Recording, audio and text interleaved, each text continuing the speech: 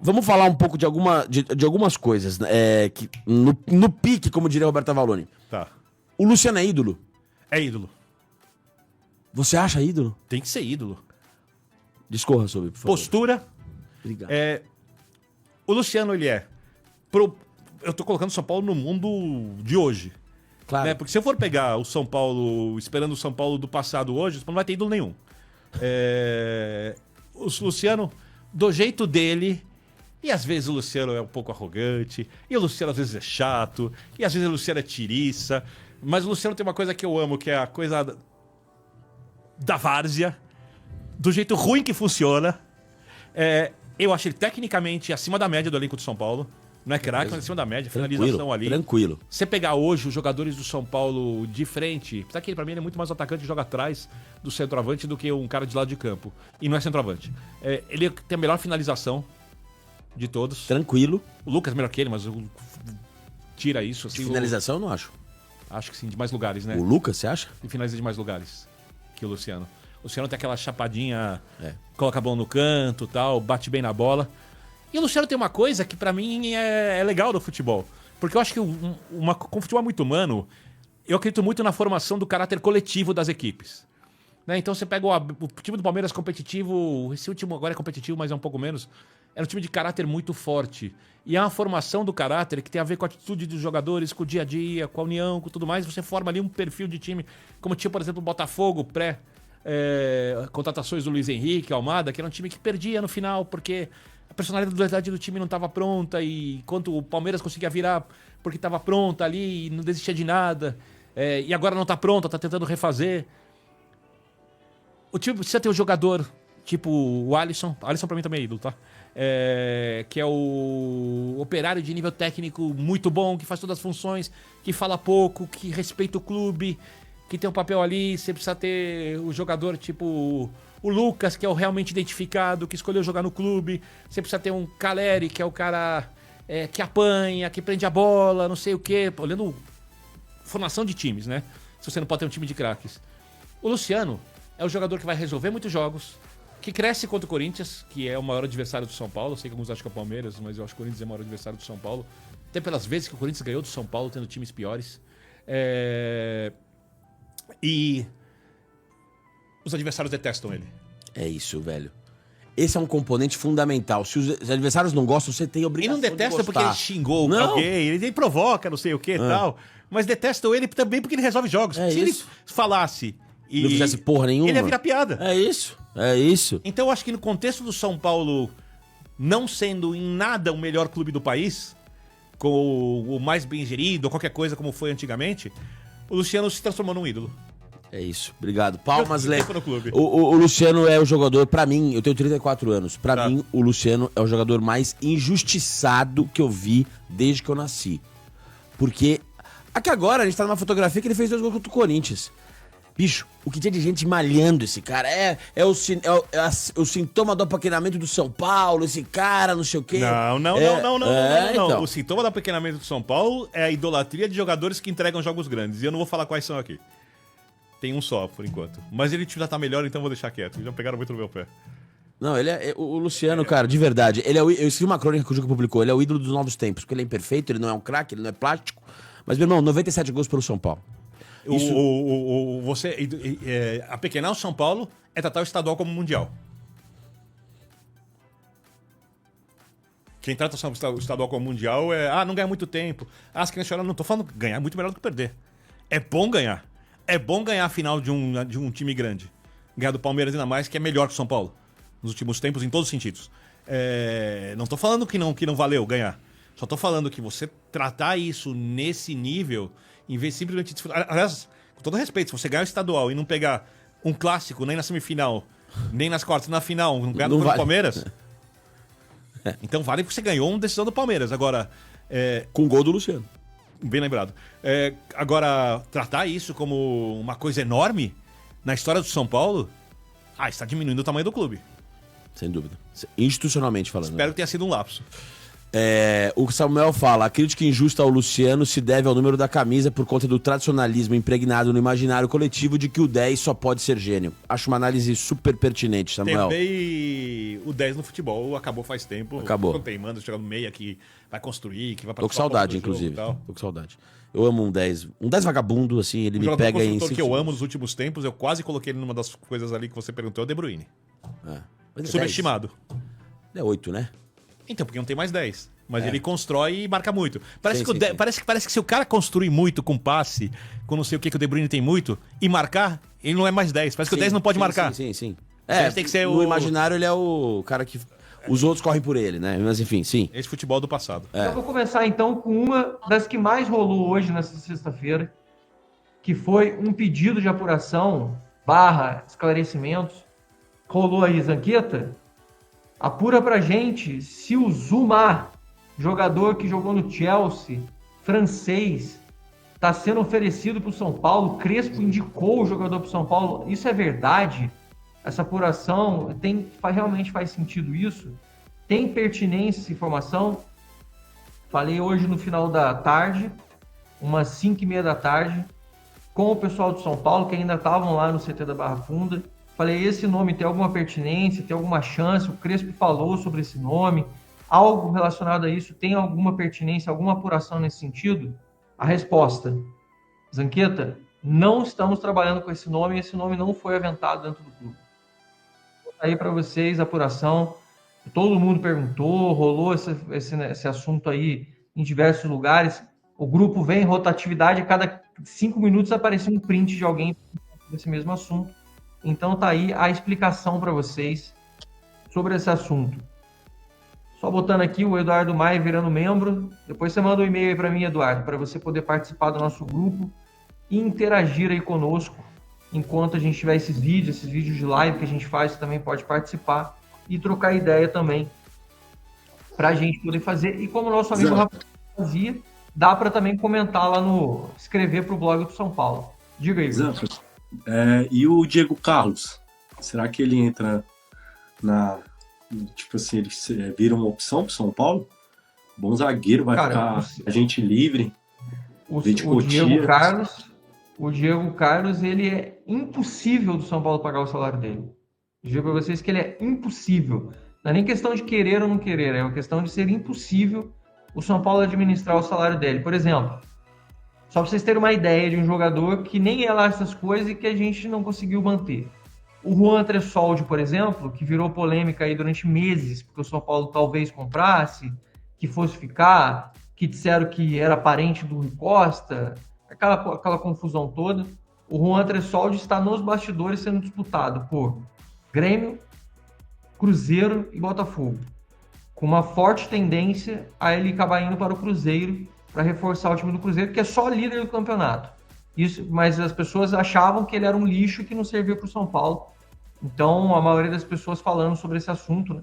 Que ele não tinha condição nenhuma de vestir a camisa do São Paulo e tudo, mas o Cruzeiro, cheio de grana, tem grana para bancar o jogador e tá aí quase fechando com o Cruzeiro, pode ser rival do São Paulo, inclusive neste brasileiro. Por quê? Porque o jogador não completou os 7 jogos, ele não ultrapassou os 7 jogos, na verdade.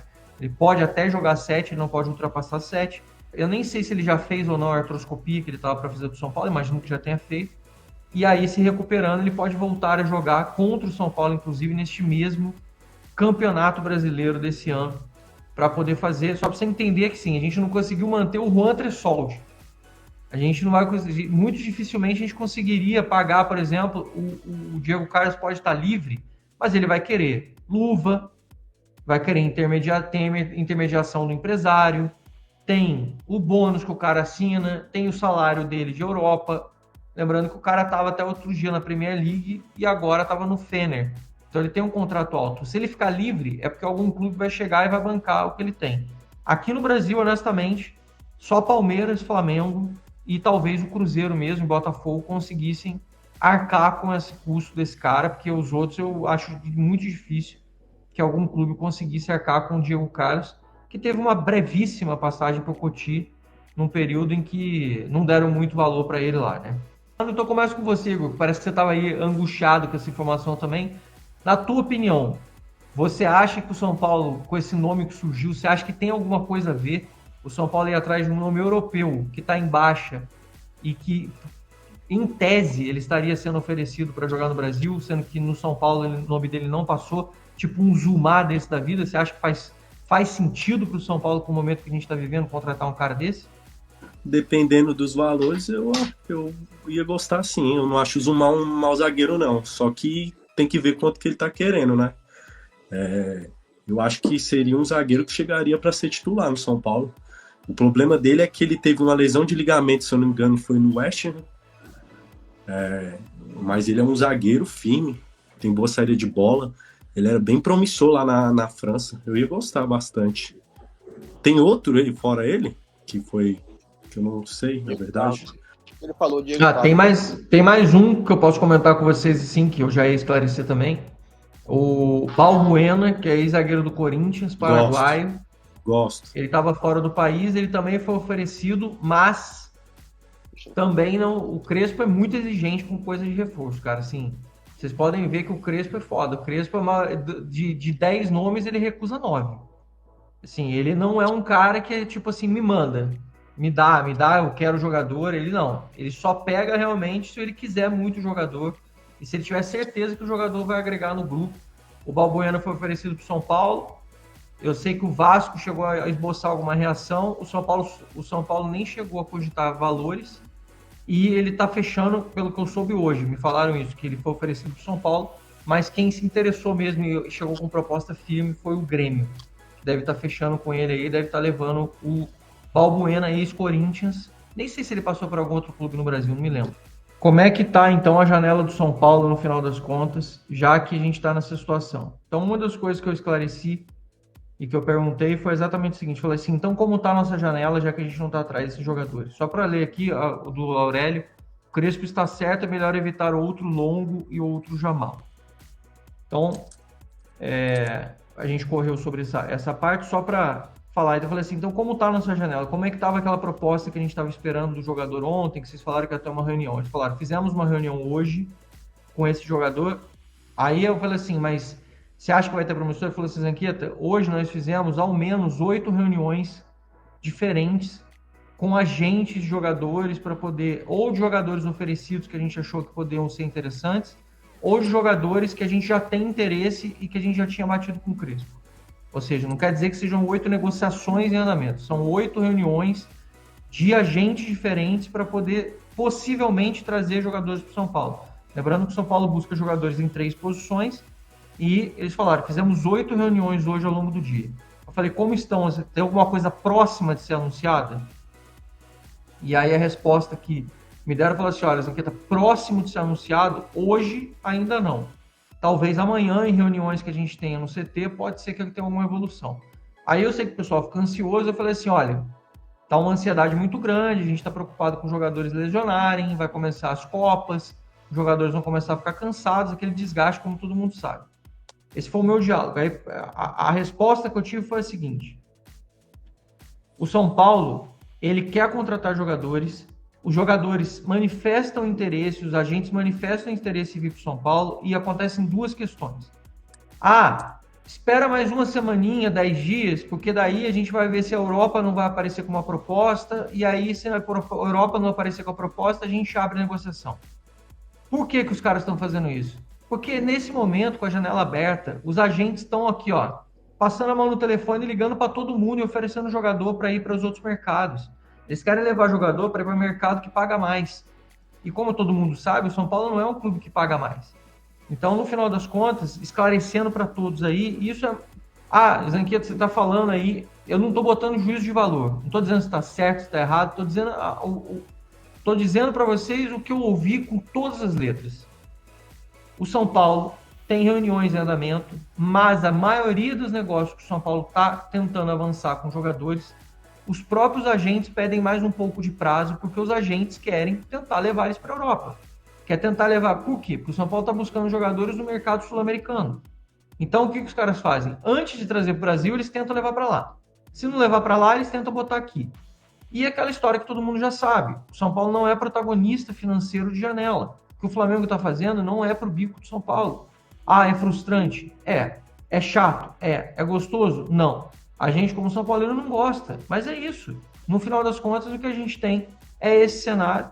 Ontem, por exemplo, o Vasco estava tripudiando do Corinthians. Gente, quando eu vi o Pedrinho do Vasco tripudiando do Corinthians, o Pedrinho do Vasco, que o Vasco não pagou o São Paulo até hoje pelo Léo Pelé. Ainda está devendo o Léo Pelé ao São Paulo. Aí você imagina, se parar para pensar a situação que tem o Corinthians, como é que está a visibilidade do Corinthians no mercado. Ninguém negocia com o Corinthians mais. Porque sabe que o Corinthians não paga. Então, esse é o cenário de realidade que a gente tem. E o São Paulo, bem ou mal, atrás de uma coisa ali, atrás de uma coisa ali, mas está tentando mudar esse cenário e está tentando manter uma regularidade maior. Tanto que vocês não ouvem mais coisa de salário atrasado. O máximo que saiu foi uma premiação do ano passado, que os caras atrasaram. Mas salário e de imagem, não sei o que, está tudo em dia, que os caras estão tentando fazer. Então, a janela do São Paulo dizendo para vocês, informação, isso aqui é super exclusivo, porque eu conversei, obviamente, e estou dando para vocês o retrato dessa sexta-feira, 7h28, da janela do São Paulo. Porque todo mundo fala, mas não está negociando com ninguém? Não está conversando com ninguém? Os caras não sabem o que precisa? Os caras não sei o quê? Eu próprio cobrei em live hoje de manhã, dizendo que precisava, que o Crespo merece, ainda falei isso, ter reforços. E os caras me falaram assim, Zanqueta, tivemos essas 8 reuniões hoje, teremos reuniões amanhã, mas a maioria dos jogadores que a gente evolui, os caras enrolam, os caras dão uma atrasada. Por quê? Porque o São Paulo não quer grana. O São Paulo quer botar grana futura. Então os caras eles estão indo atrás de mercados em que pagam mais e que botam dinheiro hoje. Porque o empresário quer ver o dinheiro dele hoje. Hoje. Ele quer ver a grana dele nesse momento. Então o São Paulo está tendo uma certa dificuldade de fazer isso mesmo. Então tá aí a explicação A mais B da situação da janela do São Paulo. Acho que mais didático e, claro, impossível. E tem toda a relação. Perguntei, tem chance, de repente, de ter alguma notícia hoje, amanhã? Ainda falei alguma coisa desse gênero. Falou, Zanqueta, muito difícil. Mas a gente vai ter reuniões amanhã e talvez a gente consiga ter alguma novidade, mas não é garantido. Mais provavelmente ao longo da próxima semana, porque a janela vai se encaminhando e os negócios vão saindo. DW Design. Querido ou querida DW Design. Zubeldia ficou 12 partidas invicto quando chegou. Não esqueçam disso. Esse começo não quer dizer nada. Quer dizer. Sabe por quê, meu caro DW? São 2 vitórias seguidas que tiraram São Paulo da boca do Z4 e botaram São Paulo, nesse momento, na 12ª colocação.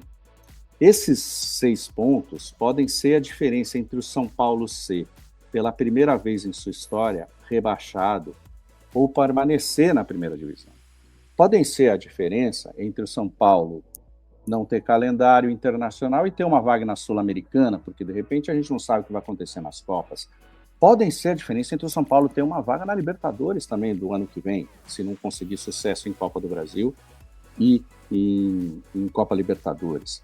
Então, não é assim. O São Paulo, nós não estamos dizendo aqui, essas 2 vitórias não fazem do São Paulo um favorito ao título, ao G4, nem a uma vaga na Libertadores, mas fazem do São Paulo um time que pode ter uma tranquilidade no Brasileiro e apostar nas Copas.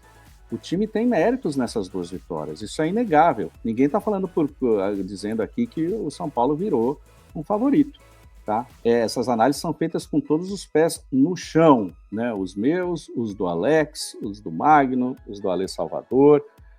Tá? Então, evidentemente, a gente tem que medir aqui a euforia, mas a gente não vai se negar a ficar feliz com essas 2 vitórias e a ver a evolução do time que houve, né? Como diz aqui o Vinícius Parreira, não dá para falar que não quer dizer nada, mas realmente tem que ver a evolução do jogo do Crespo. Mas o time está se portando bem. Veja que situação que estava o São Paulo. São Paulo, poxa, no Morumbi, o que São Paulo foi? Né? O que foi aquela estreia contra o Sport? Olha o Sport, que time que é. Né? O que foi a derrota para o Mirassol, a derrota para o Vasco. Né? Cada coisa. Aquele segundo tempo contra o Alianza Lima, né? O primeiro tempo foi ótimo, o segundo tempo foi um horror, né? Então a gente tem evolução e a gente precisa analisar também essa evolução à luz da falta de investimento do time. Os 3 principais jogadores do time estão lesionados gravemente, né? Você ter um time que perde, o São Paulo perdeu simplesmente o Oscar, o Lucas Moura e o Caleri. Cara, isso derruba qualquer elenco, né? E agora você teve aí com a troca de treinador, acho que uma reação, o time... não que o time não tivesse comprometimento, acho que tinha noção, né, de que precisava reagir, mas teve a parada da Copa do Mundo, teve a recuperação de alguns jogadores, o que foi muito importante, e agora o time está apresentando uma evolução, a gente precisa enxergar isso, né? Não vamos também olhar só para as coisas ruins que existem no tricolor, e elas existem São Paulo. Alan Saldívia foi procurado pelo São Paulo, mas os valores assustaram. O zagueiro do Colo-Colo tem 23 anos, ele é destaque lá no futebol chileno, e aí a gente conversou com o staff do atleta, que confirmou realmente que houve esse contato por parte do São Paulo. Mas o Colo-Colo só pensa em resolver a sua situação, só pensa em negociar o seu zagueiro mediante a uma compra. O São Paulo, a gente sabe que tem tentado ou jogadores livres no mercado ou jogadores via empréstimo. E o Colo-Colo entende que no cenário do Saldívia neste momento, um jogador de 23 anos, é promissor, ele está tendo mercado. Então, por conta disso, a equipe chilena vetou veementemente qualquer possibilidade de um empréstimo com opção de compra, que é o que o São Paulo vem tentando. Até houve o interesse da parte do staff de realmente fazer esse acordo com o São Paulo, mas a equipe chilena não quis abrir conversa. O São Paulo também não fez nenhuma força muito grande também para esse negócio. Foi algo parecido com o Brian Carabali. O São Paulo fez o contato, demonstrou interesse, tentou resolver ali e entender alguns cenários, e quando viu que realmente não conseguiria, não fez força para continuar uma negociação. O Saldívia, inclusive, a gente soube através do staff do atleta de que Vasco e Botafogo também seriam outras equipes no futebol brasileiro que estariam de olho na sua situação. Tem uma equipe do Catar também e uma equipe do Chipre que também estaria de olho na situação do atleta com mais força, além de ter outras sondagens, principalmente do futebol europeu, e ele teve uma pequena sondagem ali de clubes da MLS. Então o São Paulo tá mapeando o mercado, tá tentando procurar algumas opções ali, tá tentando de fato conseguir essa opção, mas tá difícil.